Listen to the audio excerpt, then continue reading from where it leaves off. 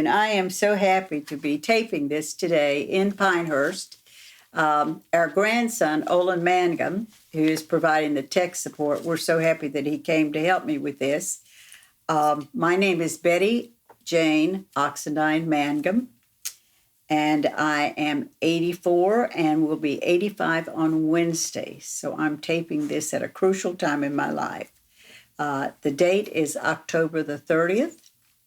And I'm going to tell two things this afternoon. I'm going to tell the story of my parents, and I'm going to tell the story of what it was like to be an Indian child growing up on a college campus from age 6 months to age 20.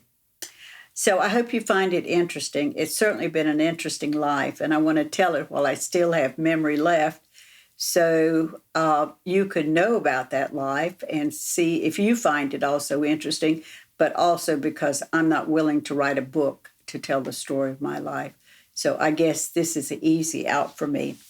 So I'm going to start with my dad. My dad, Clifton Oxendine, was born in January of 1900. He was born to James Wesley Oxendine, and we call him Big Bud. And his mother's name was Janie. He grew up on a farmland, and he was from a family of 8 children, 4 boys and 4 girls. The boys were Charlie, William, Thomas, Clifton. The girls were Bessie, Eliza, Maggie, and Elizabeth. He and his brother worked the farm, and every other year, one of them had to stay home to help the father with the farming. So this took quite a while, and he did not finish high school until he was age 25, because he'd go to school a year, have to stay home a year. And that's why families had lots of children back then, because they didn't have farm equipment and they needed people to help with the farm. So 8 children was enough to help farm the land he had. My dad was I'm told, a very excellent and curious student. He certainly excelled in history and writing. Those things were his favorite things. Even when he was 76, his prized possession was a library card from the library in the county of Cumberland County. From an early age, he showed very strong leadership. He loved to boss his brothers and sisters around. He loved to organize things, whatever needed to be done. So it's no wonder that he became a principal and later a dean at the university. He finished Indian Normal School in the year of 1924, and he and Earl Lowry aspired to go to the university. But because they were Indian, they were not allowed in any of the universities in the state of North Carolina, because North Carolina did not allow American Indian students to go into higher ed. Therefore, my father, being a good, strong Methodist, went to hear a missionary speak. This missionary came from the town of Lebanon, Illinois, from the College of McKendree College. And so after the man spoke, my father went up and inquired if it were possible that he could get a scholarship to go to college, because he wanted to go to college. This gentleman said he felt certain he could talk to the president. They could find a way that he could get a scholarship to go to college, but he'd have to be willing to go to Lebanon, Illinois. So the missionary went back, talked to the president of the university. They found a scholarship for my dad, and at no time at all, with $2 in his pocket, he boarded the local bus to go all the way to Lebanon, Illinois. This is a man who'd never been out of the state, so it was an amazing bus trip, I am sure. He was so excited. His friend Earl Lowry also came with him, so the two of them were journeying out there to get a higher education. While he attended this university, he learned many, many things. The first thing he learned was this man, Dr. Carmen Harmon, was very kind and gentle with him. When he got out to the school, he said, "I will do everything I can to help you get an education, but you have to put in the work. And I will help you get jobs. So he had a job stoking the boilers for the dorm. He had jobs raking leaves for the people in the church. He learned how to paint. He got a job as a painter. And basically, for 4 years, he was in Lebanon, Illinois, going to school, trying to get a solid education. They also provided a meal ticket for him. And for the first time, he was staying in a dorm with other people who were not families. That was another new experience for him because he'd always stayed just in his house with his brothers and sisters. He was happy this whole time. This was his first time, by the way, of ever going to school with people who were not American Indian. So that was another new for him because he had to learn how to communicate, how to understand the different cultures. He made friends very easily, and they called him Oxy. One of the interesting things he did, one of his friends owned a little two-seated car that had a rumble seat in it, where you sit outside the car and it flipped back like a trunk was opening, but two people could sit back there. So his friend Paul's parents let him bring this car to school. And so my dad really enjoyed going places with Paul. And throughout his life, his two friends, Paul and Clifford, another guy whose name was named Clifford, became his best friends. And they enjoyed dating and riding around in this car and trying to get girls to ride with him in this car. Other things he learned at college, he learned to play tennis, and he was quite good at tennis, but not very good at football at all. In fact, the day that the college picture was taken for the football, he had his jersey on. It was nice and clean, and the quarterback, star quarterback for the team, arrived with no jersey. And the coach said, Oxy, let him wear your jersey, and you put on this black shirt. So even in the annual, there is my dad standing with a black shirt in the football team, clearly standing out because he's the only one that did not have a football shirt on. At college, he joined a variety of clubs.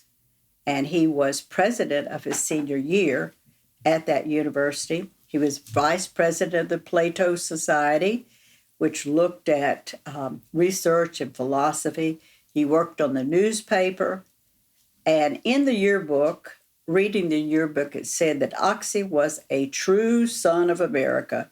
He took full advantage of every educational opportunity. That sounds just like my dad. He was always promoting education. So not only did he attain a college degree, but he persisted, made friends, became very popular on that campus, and intended to go back to Pembroke to use his education to help his people. And that's indeed what he did. In the lighter side of life, in the annual, it said, Oxy always preferred jokes of the apple pie variety, and he was always ready to laugh, and he never failed to see the point of the flattest jokes. Even in his life, he could tell the dullest jokes, and he'd think they were so funny, and we wouldn't know whether to laugh or not until Daddy laughed, and then we knew, oh, that was a funny joke, so then we all would laugh. And he dated while he was there, and I took him back to his 50th college reunion, and one of his oldest girlfriends was there. Well, they both were old at this point, and my mother said, I am not going to that college reunion because I won't know anybody. While at McKendree, 8 other young men came from Lumbee tribe to come to school. One of them was James Thomas Sampson, and he married the president's daughter. Her name was Dorothy, and Dorothy married James Thomas Sampson. And James Thomas and Dorothy moved to Pembroke, so that would have been a rude awakening for a Caucasian lady to come into a tribal community, not knowing one thing about the tribe except she loved her husband. and they had one daughter named Sally. James Thomas Sampson coached basketball at the university. Dr. Harmon remained a very dear friend of my father's, and he was always encouraging him and remembering the first day he met my dad on campus. My dad came back to Robeson County, to Pembroke particularly, and he took a job teaching at Indian Normal School. One of the classes he taught was French, if you can imagine a Southern accent and speaking French. In that class was a young lady named Coralie Wilkins. That happens to be my mother. After 4 years of teaching, and after Coralie graduated from high school, he began to date her. And they were married in 1934. His jobs while he was in the Pembroke area was he was principal at the graded school, which was an elementary school for grades 1 through 7, and he remained in that job until about 1936. He and my mother got married in Dillon, South Carolina, and they moved on the farm, the John Wesley Oxendine farm, and a little farmhouse. It was a little house that had 3 rooms, had a kitchen, a living room, and a bedroom. No electricity, no running water, just a pump outside. So it was pretty rustic living for newlyweds. In the year 1938, I was born, and I was born at this farmhouse, and my mother was assisted in the delivery of this little girl by Dr. Roscoe McMillan, who also became a family friend. In the year 1934, my father was contacted by the Department of the Bureau of Indian Affairs in Washington, D.C., and they offered him a job to go to the Sioux Indian schools in South Dakota to be the director of the tribal schools in South Dakota. My mother said, absolutely not. I am not moving to South Dakota. It's cold out there, and it's a long ways from Pembroke. So she was unwilling to go, so my father had to decline that job. In 1936, he took a job as a principal at Prospect High School, and he worked there from 1936 to 1939. Clifton and Cora, my father took a job that fall at Pembroke State University. And Mama and Daddy built a little house on 3rd Street in Pembroke, 2-bedroom home on 3rd Street in Pembroke. They were so excited to move from a farmhouse into a house that had running water and electricity and a dining room, but he took a job to be Dean of Students at Pembroke State College and became the first all-American Indian dean at any state-funded school in the United States. This job required that he and his family move into Faculty Row on the campus. There were 5 houses on that row on the campus, and we lived in the house next to the president, whose name was Dr. R.D. Wellens, who had been a missionary to India. My dad loved this job, but he found as being dean of students, he had to go out and recruit students. And because many of the Indian families said, no, we need our boys and girls to stay at home and work in the fields because we got tobacco and cotton to harvest. But my dad would go down in the field and talk to these parents about letting their young boy or girl come to college and get a degree.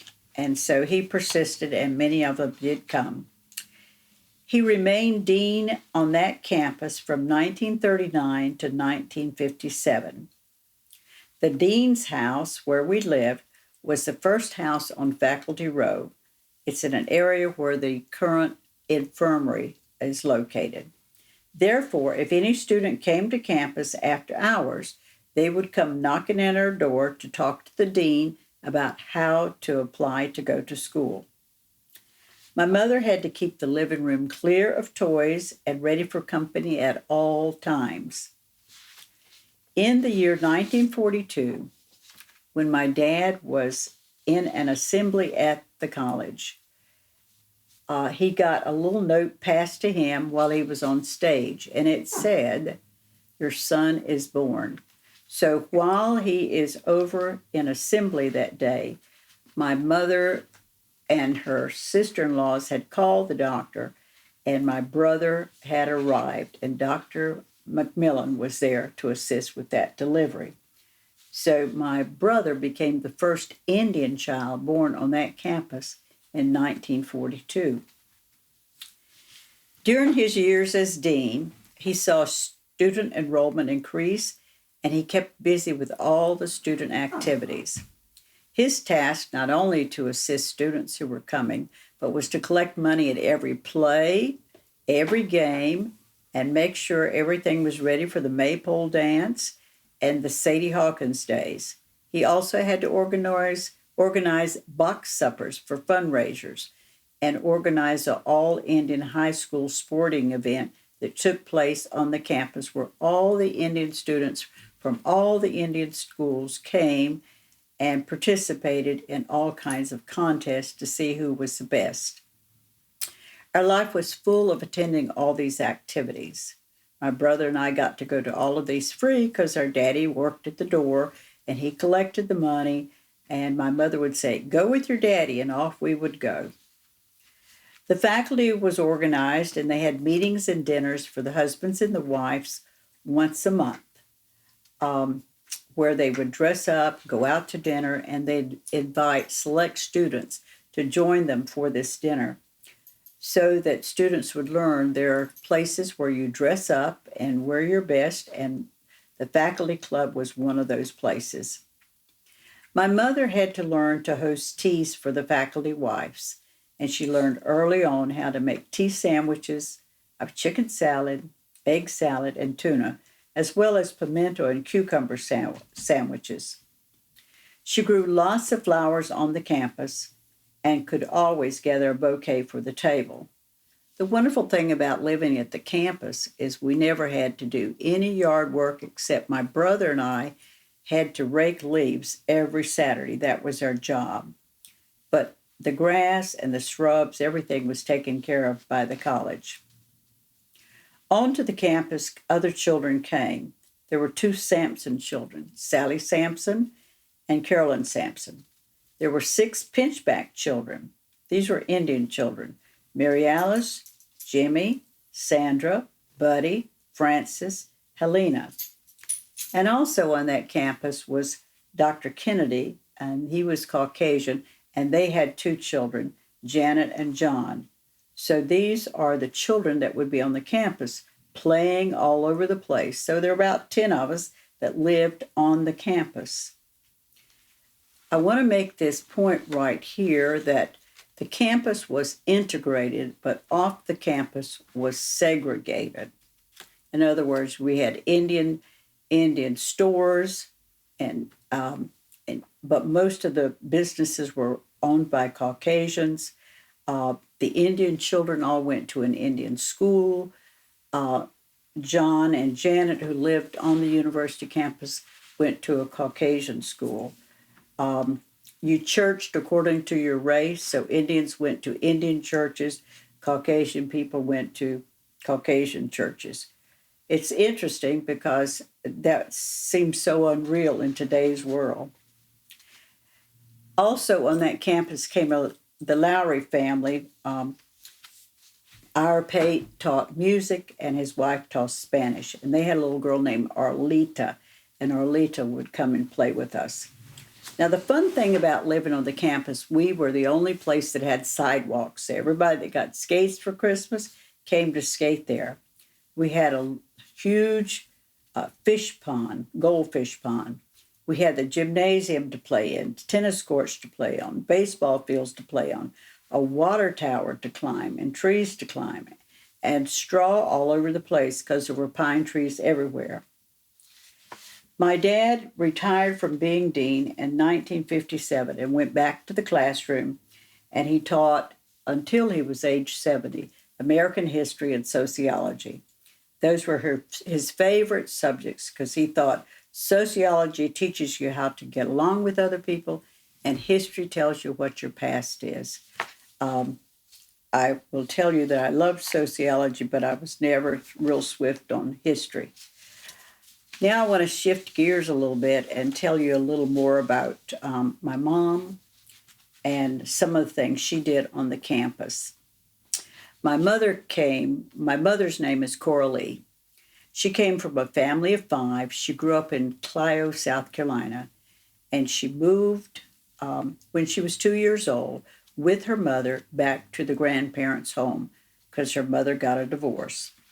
And she remained there until the mother was able to get a tenant's house, and the mother and her children would raise cotton and tobacco. And as long as they did a good job taking care of the cotton and tobacco, they got to stay there for halves, and they could farm for half of the money, half of the profit.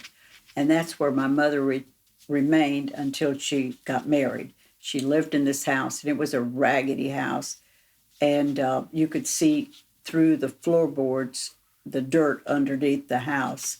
So it was a breezy house. It was cold in the wintertime. My mother did finish high school, and she only got to finish high school because my mother allowed her to move to Pembroke to cook for people and to make beds for people and to feed livestock.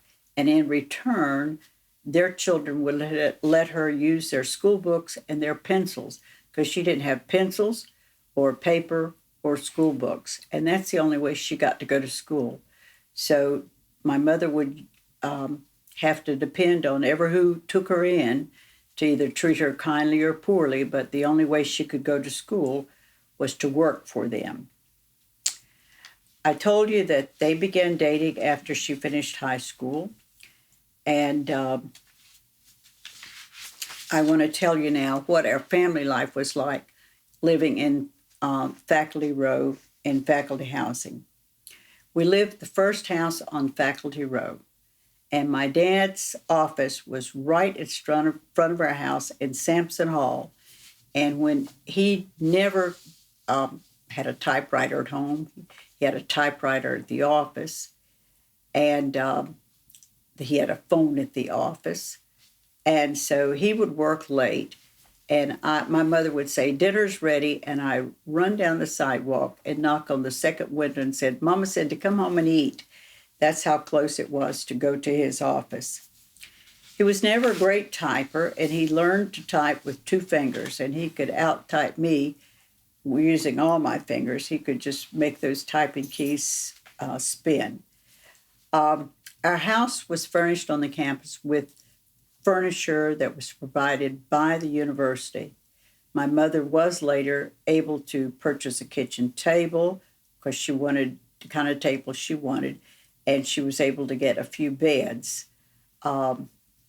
Inside our house was a living room and 3 bedrooms and 1 bathroom and a dining room and a kitchen.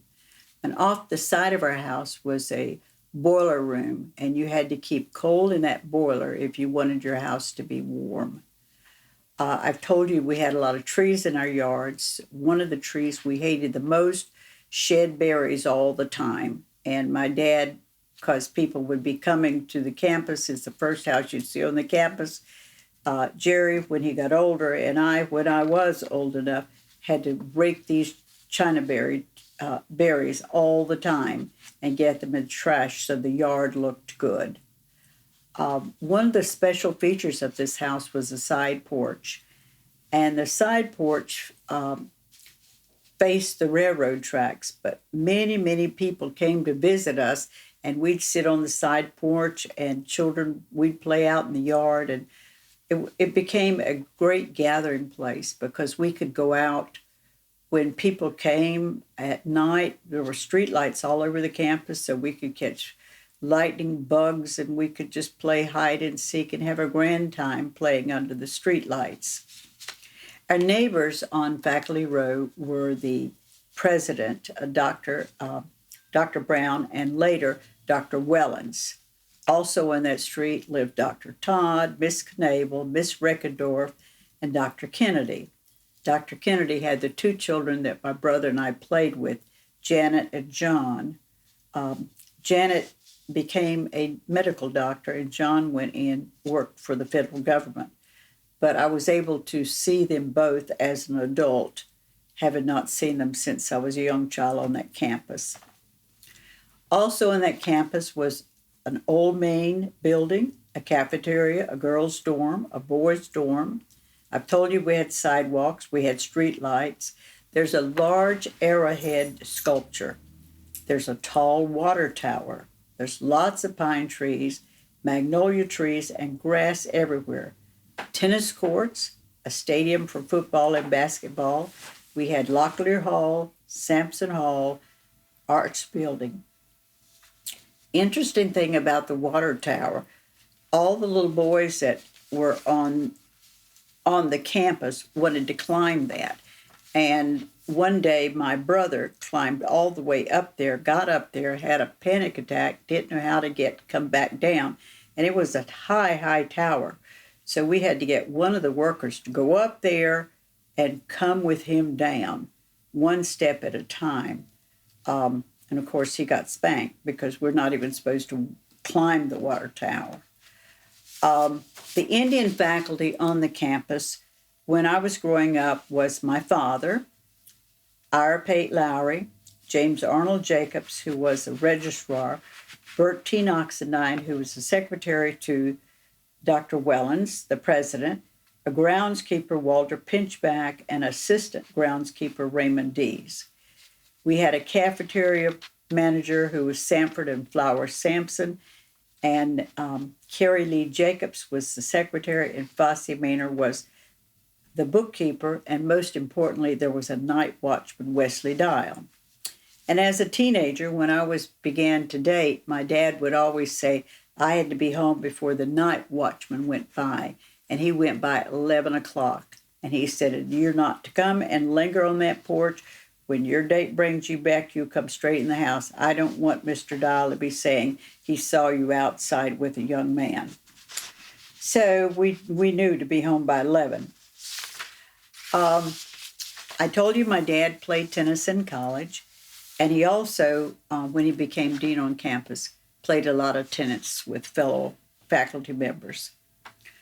Special time for my mom was the monthly faculty dinners where she was able to get together with the other wives of faculty members there, and they'd shared lunches. They also had a Tuesday morning club, and my mother had to host a tea. I told you my mother was very poor, so she didn't have the first clue about how you would have a tea.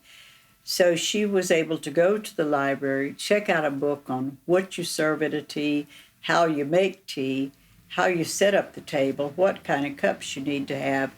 And then she had to pursue to borrow things because she didn't have a lace tablecloth. She didn't have these little fancy teacups and teapots. And so she borrowed things to have that tea. She insisted that she would have chickens on that campus. And my dad didn't want chickens because it was the first house on Faculty Row. But she won that battle, and so they had chickens, and she had fresh eggs anytime she wanted, and chicken when she wanted. She dreamed of the days that she no longer would live on that campus because I told you my dad built her a house in 1934. She did not get to spend one night in this brand new house. So he told her, when I retire from being a dean, I will build you a house. And she started a dream scrapbook of what she would have in that house. That's one thing I wish I had saved because she cut everything out from a magazine of what she wanted the inside of her house to look like. And she finally got her dream home, which was located at 1181 Oxendine Road. The house was sold last year, but my mother and father enjoyed many, many years in that house, and she loved every minute of that house. Now, when we were disciplined on the campus, my brother and I would get in trouble. My mother would always make sure the windows were closed because she didn't want us crying so loudly that the neighbor would hear. So before she'd go and get that paddle, she'd go and close the windows, and we knew we were getting ready to be spanked for doing something or other. The campus was a very popular place for children, and we had lots of visitors. And when I went to school, I went out my front door to my elementary school and jumped over the ditch banks, and I was at school. When I went to high school, I went out the back door and walked about 18 feet, and I was at my high school. So I never knew what it was to be bused to school. I've told you about the children that lived on the campus. Mm-hmm. I want to tell you that my mother insisted always on cleaning, so I guess I'm a fanatic about cleaning, because she said you never know who's coming to the door, and it might be a faculty wife, might be a faculty member, it might be somebody who's coming to see about enrolling in school, and we have one room where we can greet people, and it's a living room, and you better keep it cleaned up. So we always had to clean up anything we had drug in there during the day, because she wanted that house to look spick and span, and my dad expected it to look good. Every Christmas, it was so exciting on that campus because the president and his wife came around and gave gifts to every child on the campus, and it would be ideal books, and it'd be candies for us, and we thought that was really neat. My mother didn't have money to buy gifts for everybody, so she had a rose bush that she would prune all the limbs, leaving the thorns on, and she'd go buy a bunch of gumdrops and put that little branch with the thorns in a flower pot, put some paper around it with a ribbon, and that's what she would give them as gifts.